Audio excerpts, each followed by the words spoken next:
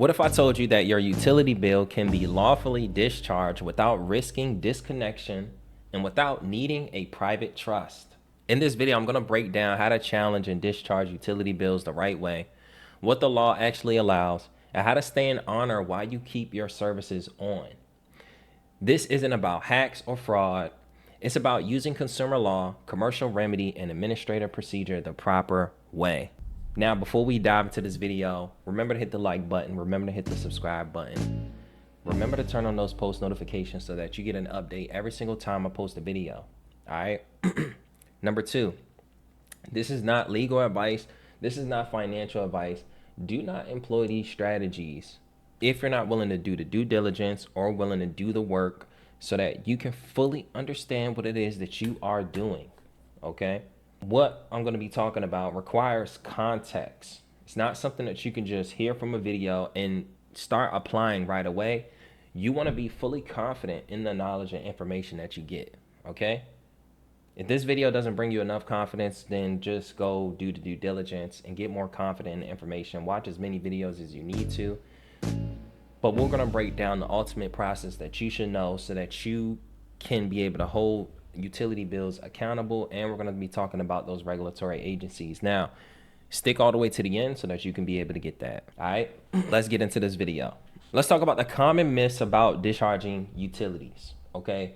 Number one, some of the common false claims is the fact that you can use your social security number as a routing number to pay your utility bills.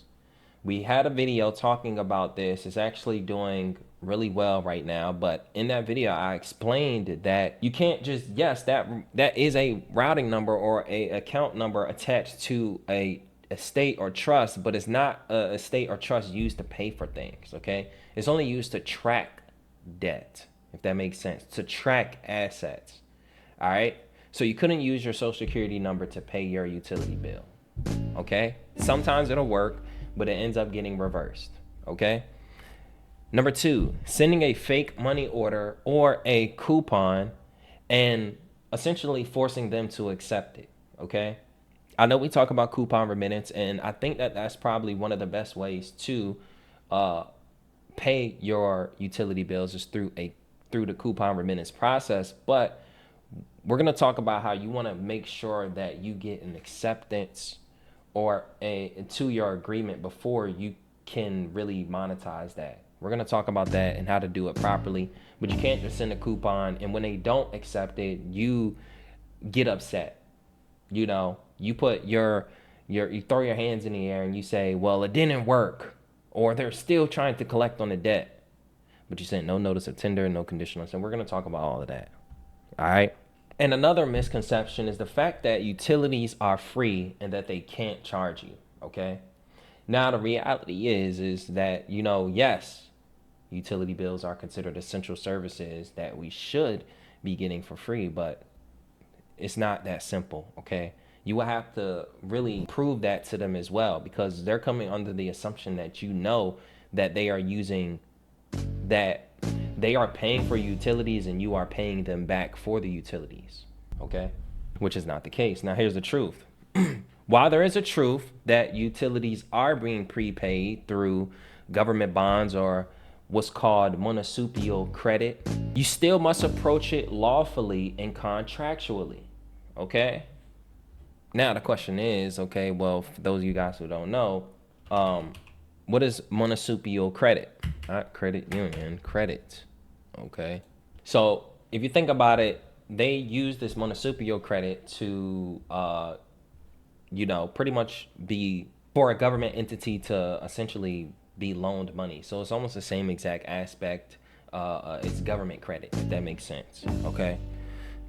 Now, here's what not to do if you're planning to discharge your debt through your utility bills. Number one, you don't want to send invalid coupons. Okay. So you want to make sure that you use 31 CFR 328.5 and 328.6 to properly endorse your coupon.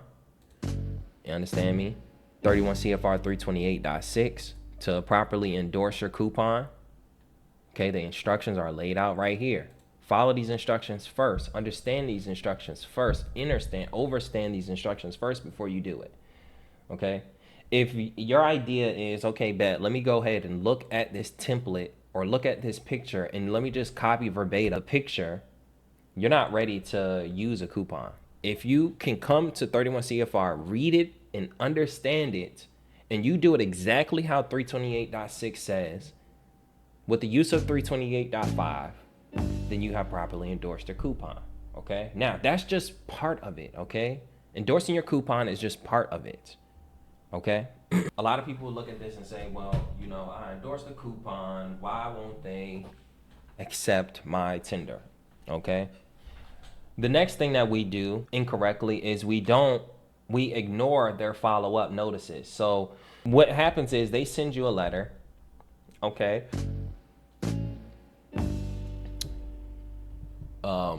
What we do is we get, after we send that, we don't follow up with them, nor do we respond back to them. We think that, well, why are they responding like this to me? Why are they still attempting to collect on a debt? And we don't call them out on it. We didn't even ask them about it. Okay. We just throw our hands up and we say, and we think that we're supposed to just get remedy just because we created a coupon and we sent it in. Okay. Not even really notifying them of what we actually did. We want to kind of stop that narrative. Okay. Another thing not to do is to try to force a discharge without an agreement or acceptance. All right. What happens is we send a coupon, we do a money order or gold check or whatever the case may be, and we are forgetting that we are we're sending an offer. Okay. And with an offer, if you understand contracts, an offer requires an acceptance, a refusal, or a counter offer. Okay. Now, if you send an unconditional offer, then essentially it's only an acceptance or a refusal. Now, I'm going to ask you, for my people who really study this, when you send an offer, you should be waiting on them to do what? Okay. A refusal. All right. If they accept it, great. Perfect. If they accept it, great. But if they don't, UCC 3-603 is just that simple. Now, if you don't know what that is, we about to go over it right now. All right. So first things first, UCC 3-603, tender of payment.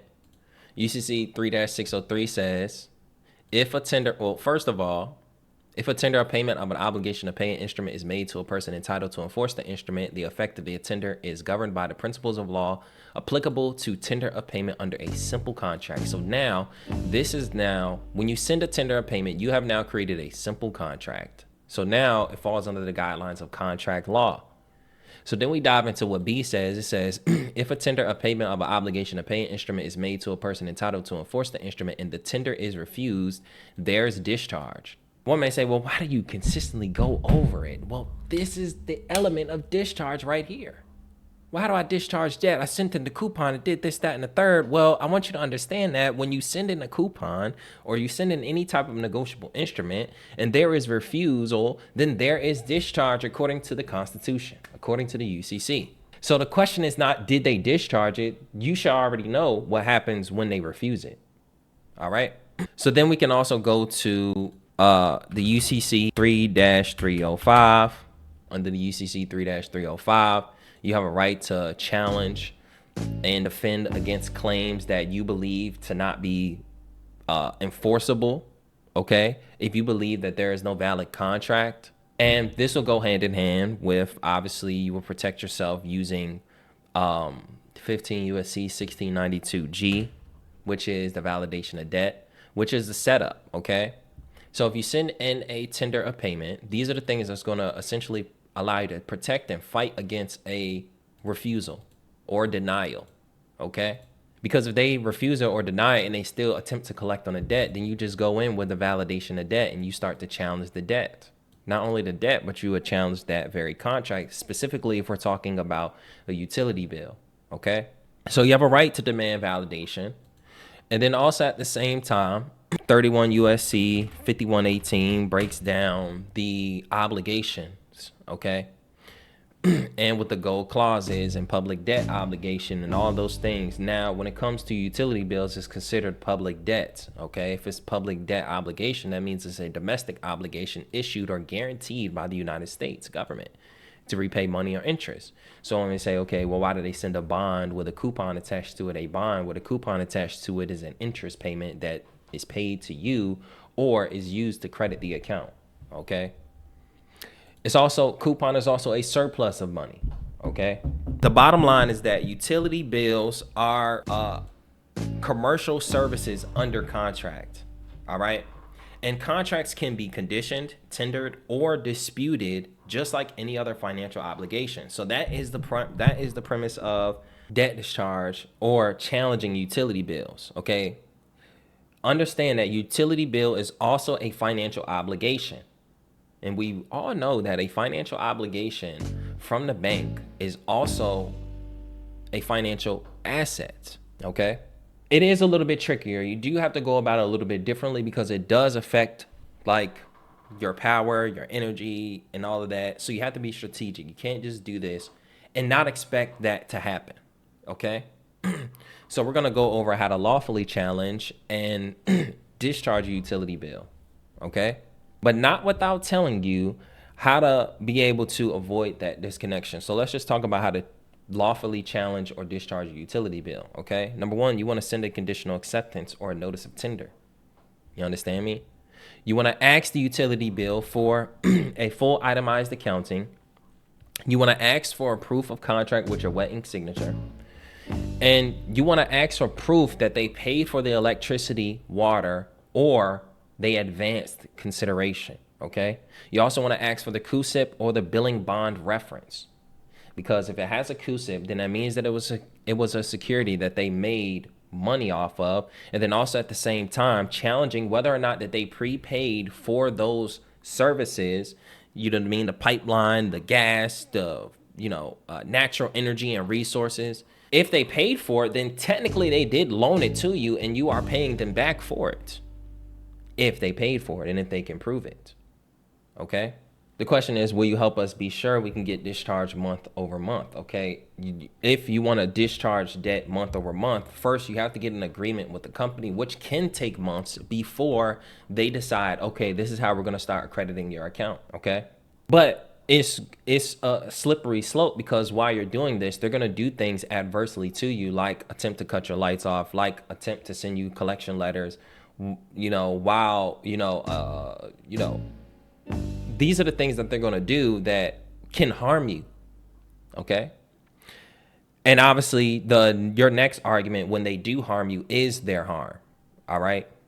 You would challenge them on how they harmed you. And that can take some time as well. Okay. So you have to think long term when you are attempting to discharge your utility bills. Okay. But once you do it the first time, then that company should continue doing it the same way. It is going to take a little bit of elbow grease in order for them to comply the first time. But after the first time, if you say, hey, this is how I want my bills to be, taken care of from now on, then they have to, you will be creating a contract. You'll be negotiating with them. Okay. There's no aspect of negotiating. If you really want something to happen, business to business, like forget like this sovereignty conversation. I should be getting things for free. Business to business, okay? If you want something from a business or you want to change the terms and agreement or challenge the terms and agreement, understand that there is a negotiation process, okay? It's never going to be you just get what you want just because, okay? Now, when you do challenge using a conditional acceptance or to tender or notice of tender, you want to include a tender for discharge. You can use a remittance coupon, which is probably one of the simplest forms of negotiable instruments. You can use a private instrument stating accepted for value. You can use a promissory note, which is lawfully formatted.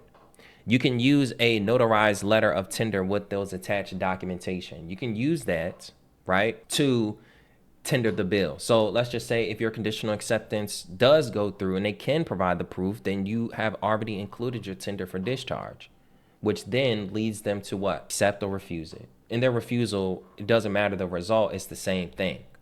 Okay. It's just the language that you use in order to get them to make sure that they comply, and also at the same time, your evidence and case that you build up for non-compliance. Okay. Here's a pro tip. Always add language that'll keep you in honor, such as, this is not a refusal to pay.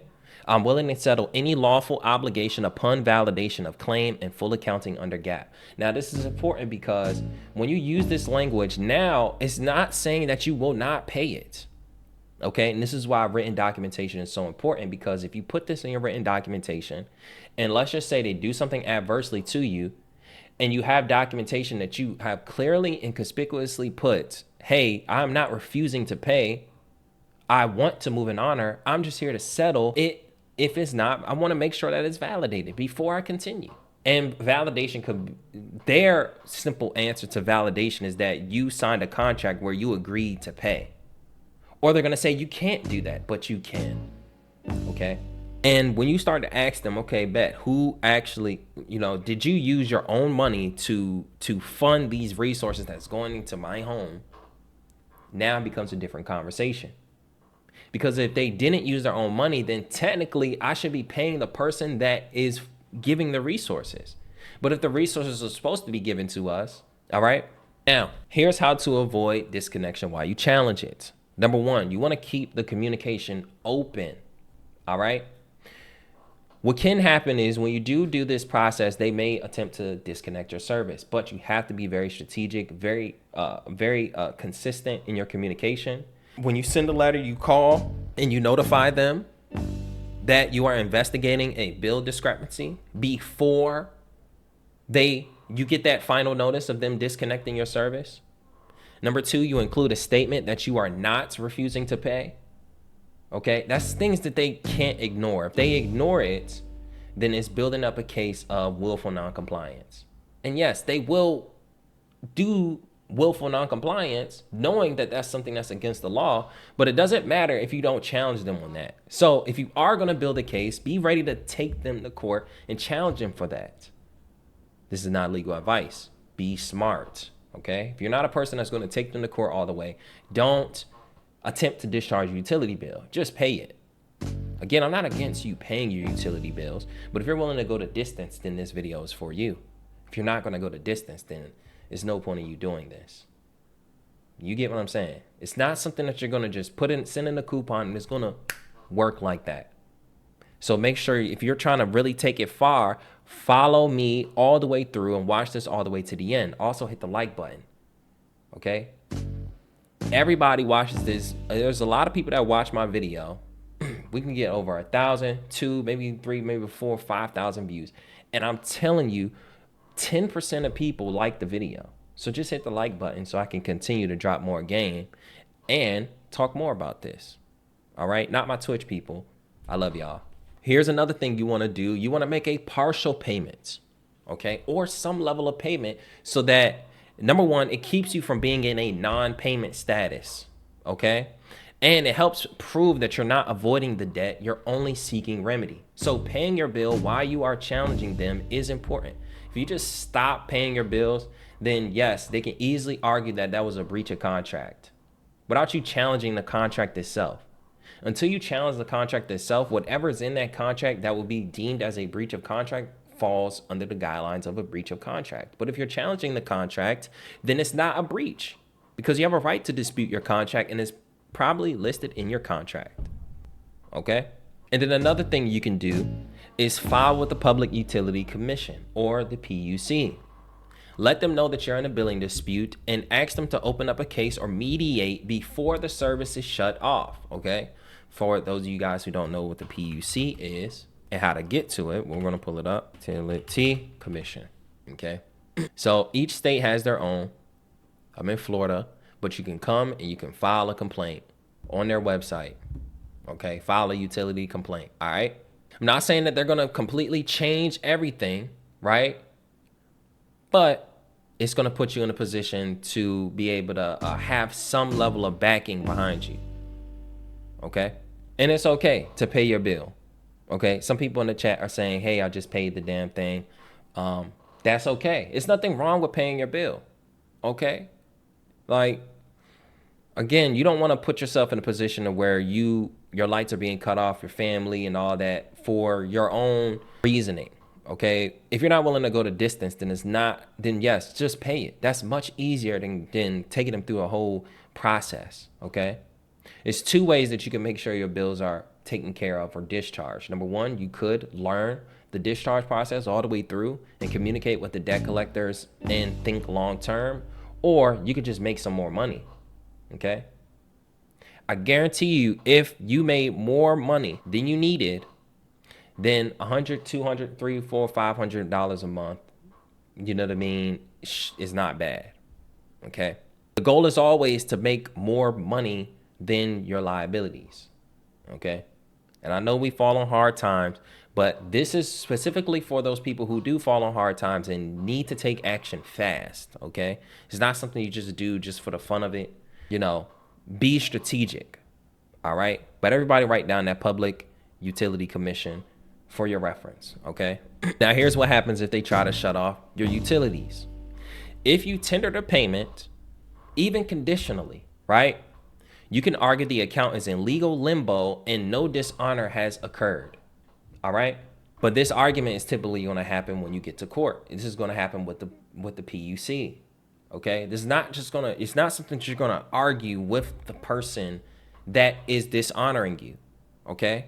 Hoping that the person that is dishonoring you is going to give you remedy is the wrong thing. Okay. You're going to need a third party to help you mediate and dispute this. Okay. But you have to make sure you do everything right. Have your evidence and documentation in order. And you have to make sure you are moving in honor first by sending a conditional acceptance, sending a partial payment, and doing things ahead of time, not when it's the last minute. Okay. This video, if anything, is for all the people that's looking at the utility bill and figuring out how can I do this properly. You understand me? You may also submit a notice of dishonor if they reject without rebuttal. Okay.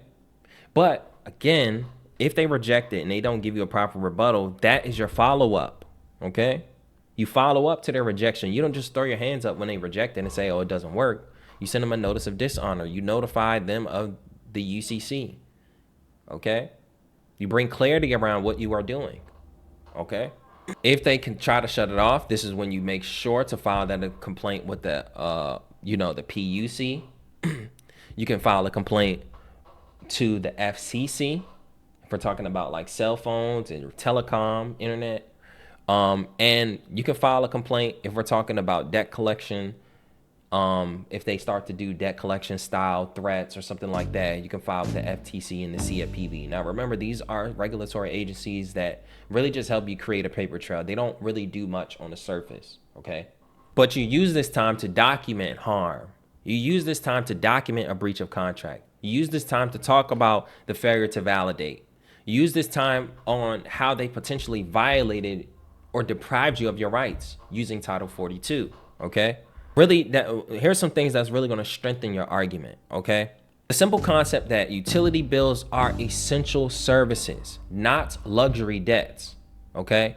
So many states have a utility shutoff protections during disputes or financial hardship. So you can argue that you have a financial hardship and they have to give you time or some type of element of, overcoming that hardship before you consistently pay. Right. Now, obviously, this is for a normal case. A normal case, you fall in financial hardships. There are programs that help you. Okay. So you use that in your battle as well. Okay. You can use that status to buy time and enforce due process. Okay. If you're in a situation where you're backed against a wall, you can't pay your debt or pay your utility bills, then you use the financial hardship argument to buy you time. Okay. Also, debt validation and things of that nature, putting it out there that you are attempting that this is in legal limbo. This is to buy you time until you are able to get full remedy, because you're not going to get full remedy by the first month. There's nothing that I teach here that you're going to be able to send a letter and they're going to discharge it by the time your bill comes. They're going to argue and rebut until that time comes. Okay.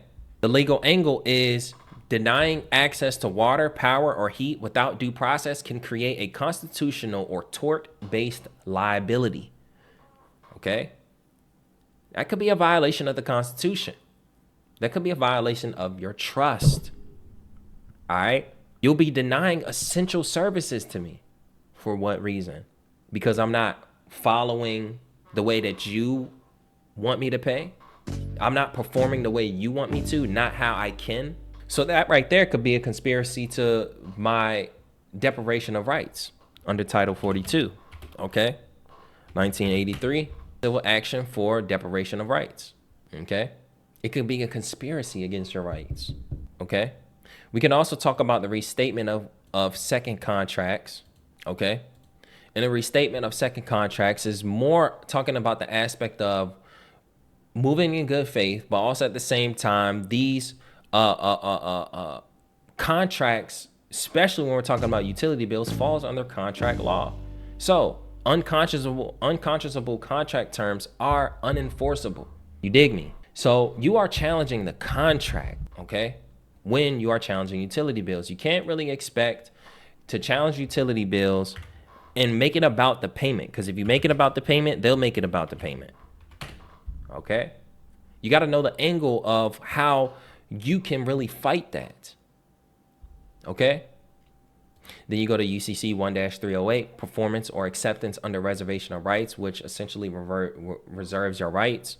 Okay? So the strategy that you will take is you ask for that wet ink signed contract to prove your obligation. Your signature actually creates the obligation, which also the obligation also means a security. A security is a financial asset to the bank, okay? And if they can't provide it, you're within your rights to tender conditionally, okay? Understand the definition of tender, okay? Because they'll argue that you need to send legal tender. Well, tender is to unconditionally offer money or performance to meet an obligation. It doesn't say to use only the dollar bill. It doesn't say to unconditionally offer the dollar or a Federal Reserve note. And then this or part means either or. So you can offer money, which is the unconditional offer of money, can technically be you unconditionally saying, I will offer you X amount of dollars. And that's legal tender. But then it says or, which means it's either or both. It says performance to meet an obligation. Your performance can be anything, just like their performance is to provide the documentation that will validate the debt. You understand me? So this is how you really challenge the assumption of lawful consideration. Okay. Number one, utility companies often don't show where they incurred a loss or actually paid out of pocket for utility. You dig me? Because you are under the assumption that they pay it out of pocket for the gas and electric, the resources, and they're giving it to you for free, and then you're paying them back at the end of the month. But we all know that they operate off municipal bonds or government funding, a prepaid infrastructure, and tax subsidies. Okay, they make money. They're getting all of that almost at no profit. I mean, it's almost like they're being funded to give this away. So if they're able to get this stuff for a credit or for free because they have to supply this to the people, it's not that we should be paying for the actual resource itself. Maybe we should be paying for the piping or the infrastructure or whatever, the delivery, not necessarily the resource. Okay? That's just a speculation. I'm just throwing that out there, making you think a little bit. Okay? You can also use the Truth in Lending Act. Okay, under 15 U.S.C. 1602, because they must disclose finance charges and terms, because this is a contract. They are lending us resources, right? It's very similar to a car. You go and you sign a promissory note, okay? That promissory note gives the banks the ability to exchange and secure whatever the promissory note is worth. And they give you a car as a benefit, okay? They have no security interest over the vehicle. Yes, we may sign it away to the state when we register it and so on and so forth. But reality is that how credit works is not that you are, using the promissory note and you're buying a vehicle with the promissory note. It's not really that, because that's not considered real consideration. Because what's supposed to happen is if you give them a promissory note, they're supposed to give you the money in hand, and then giving you the money in hand, you should then be able to take the money and pay for the vehicle straight up. Okay? And where they benefit is being able to multiply that money. that they quote unquote loaned you. Okay? So you get the vehicle, you give the dealership the money, and you get the vehicle. Contract is done. Now you was able to multiply that $20,000 that I asked for a loan for. You was able to multiply that into 10 more times. That piece that you got, this is where they pay the finance charge so that they have the ability to do that. Or you should be paying that finance charge. In the comment section, go ahead and correct me if I'm wrong. If I'm on point, drop that in the chat. Dig me? We can also talk about the GAAP accounting rules, where they must account for any payments received or offsets taken, okay? So when you ask them for this information, especially when you use the Freedom of Information Act, you can ask them for the accounting, where the money went, where it goes, if they spent the money on the resource that they claim that they gave you. You can ask them for this. You can also ask them if they offsetted your debt, if it's charged off, if it's already paid for, okay? And then the remedy is demanding a full ledger showing that your account has a deficit. You want to ask for a receipt showing that they paid a third-party supplier, proving actual value was given. So technically, in order for you to pay someone, right? And if you're thinking of a car, right? The car situation, you are signing a promissory note. The promissory note then releases the money that pays for the vehicle. It's not that they are taking money from their reserves and paying it. No, the Federal Reserve is paying it because of my signature. So if the Federal Reserve pays it, then technically it should be owed by the Federal Reserve. But that's just not how it works. It is a God-given right for us to be able to grant credit to ourselves to pay for essential services, because technically, if you deny me of essential services, then you will be depriving me of my rights, especially given the fact that my labor is what drives the value of the United States. You understand me? So another thing you can do is you can use a notary in an affidavit process to create legal standing. So sending that conditional acceptance with the request of the full accounting puts you in a position that if they ignore, then you can do things like send an affidavit of non-response to follow up. Then a certificate of dishonor. If they continue to ignore, then it's a notice of estoppel and a claim of discharge. Notice I said 4 letters that could potentially take you 3 to 4 months, depending on how much time you give them. Some people say I want on 10 days, 15 days. If you can give them 10 days and you are on top of it, absolutely do it. But think long term, okay? Don't try to rush or push yourself to be in a position of I don't have to pay this utility bill. Because when you're coming from a place of lack, it's hard for you to really get remedy, especially when you're coming from a place of lack, okay?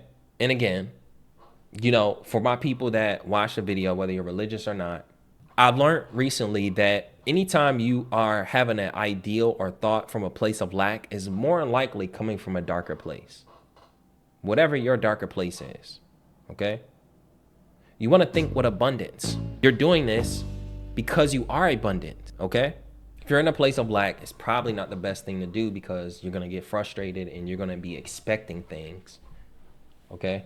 So this process follows a 3-step commercial affidavit process and can lawfully close a dispute under UCC 1-104 and the maximums of law. We all know UCC 1-104 pretty much allows the equity aspect of it to be in there.